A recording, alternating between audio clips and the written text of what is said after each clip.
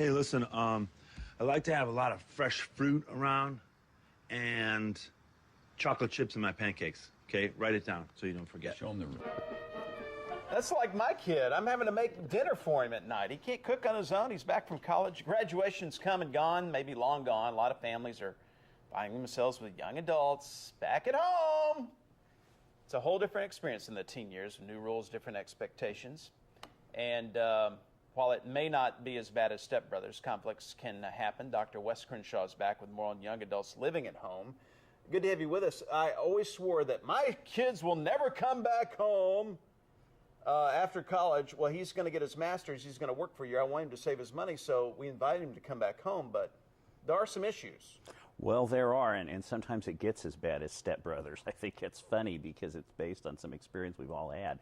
And you have a lot of challenges depending on whether it's the kid just graduating from high school or, in your case, one graduating from college. And at the top of the list is young people have these tremendous yearnings for freedom and not quite the skills of independence to go along with it. And so they're trying to balance those two things, and you get to help. So how do you do that? Well, you have to set some expectations that are pretty clear, and at the top of the list for that is to have a workable plan. One of the things you just mentioned that's right on the money is he has a plan. He has the idea of going to graduate So there's school. a time frame. It's not like indefinite, like you're a squatter. Well, yes, you want to have these things need to be time limited. In our culture, we don't really have the long-term kid living at home part of the way we do things in families. In other cultures in Europe, they do that. They know how to do that. Here, that's kind of an unusual situation. But you know what? We blame it on the economy. Say, well, it's hard to make a living, but bull, just get out there and make your own way. One of the expectations you have to have is for a young adult living at home, they can't end up potato chip eating on the couch. Hey, Mom, can you bring me a Diet Coke? Right. And you've got to have them learning to get a job, keep a job, and perhaps pay a little bit into a rent. I kind of like that idea. Have a rent, but the rent goes into a savings account so that the young person then can, get launched down the road. Here's some things to expect out of your chitlins that are back home. Function as a competent roommate. What does that mean? Well, you have to, kids and adults both need to understand that living at home at this age is a privilege. And nobody's obligated, you can kick your kid out if you want to, Mark, but it's nice to let him be there.